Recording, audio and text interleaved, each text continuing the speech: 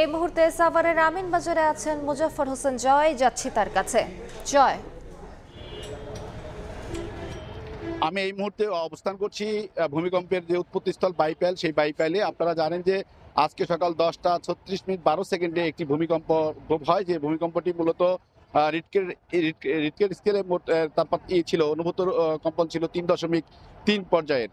তো ভূমিকম্প পর্যবেক্ষণ অধিদপ্তরের পক্ষ থেকে যেটা জানানো হয়েছে যে মূলত এই ভূমিকম্পটির উৎপত্তিস্থল ছিল বাইপাইলে, কিন্তু এখানে যে ধরনের আতঙ্ক সৃষ্টি হওয়ার কথা, ভূমিকম্প হওয়ার পরই কিন্তু তার চেয়ে বেশি আতঙ্কিত হয়েছে মানুষ। যে কারণ হচ্ছে যে একদিন আগেই একটি ভূমিকম্প 5.7 মাত্রার ভূমিকম্প দেশব্যাপী হয়ে গিয়েছে, যার ফলে কিন্তু রিক্টার স্কেলে 5.7 মাত্রার ভূমিকম্প ইতিমধ্যেই হয়ে গিয়েছে, এবং যার ফলে কিন্তু এখানকার সাধারণ মানুষ কিন্তু দারুণভাবে আতঙ্কিত হয়েছে। এবং যেটি জানতে পেরেছি, ভূমিকম্প হওয়ার পর কিন্তু আশুলিয়ার গার্মেন্টস অঞ্চলগুলোতে, শিল্পাঞ্চলগুলোতে কিন্তু তেমন একটি আতঙ্কিত বিরাজ হয়নি, এবং কোনো হতাহতের খবরও পাওয়া যায়নি।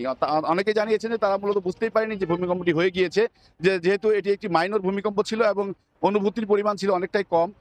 কিন্তু এরপরে কিন্তু ধারাবাহিক ভূমিকম্পের যে আতঙ্কটি মানুষের মধ্যে বিরাজ করছে, যে আসলে এরপরে কি হবে, এই ঘটনার প্রেক্ষাপটে কিন্তু মানুষের মধ্যে কিন্তু চরম আতঙ্ক বিরাজ করছে। এবং তারা বলছেন যে এই ভূমিকম্প হওয়ার ফলে ধারাবাহিক ভূমিকম্প হওয়ার ফলে কিন্তু একটা আতঙ্ক থেকে যায় মানুষের মধ্যে।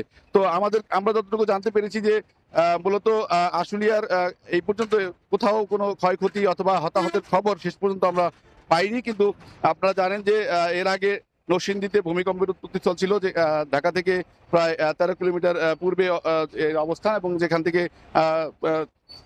যেখানে 5.7 মাত্রার ভূমিকম্প অনুভূত হয়েছিল, এবং সেই ভূমিকম্পে কিন্তু শিশু সহ প্রায় এই পর্যন্ত প্রায় 13 জন ব্যক্তি নিহত হয়েছে বলে আমরা জানতে পেরেছি। তো আশুলিয়াতে যে ভূমিকম্প হয়েছে এবং আশুলিয়ার বাইপাইলে যে ভূমিকম্পের উৎপত্তিস্থল, সেখানেও কিন্তু আমরা এখন বর্তমানে অবস্থান করছি, কিন্তু এখান থেকেও আমরা কোনো ক্ষয়ক্ষতি কিংবা হতাহতের খবর কিন্তু পাইনি। আমাদেরকে পুলিশ বা শিল্প পুলিশ অথবা অন্য কোনো সংস্থা ক্ষয়ক্ষতির পরিমাণ সম্পর্কে তেমন কিছু অবহিত করতে পারেননি। তো আশুলিয়ার বাইপাইল থেকে আমার কাছে এই ছিল আজকের ভূমিকম্পের সর্বশেষ তথ্য। সরাসরি যুক্ত ছিলাম বাইপাইলে।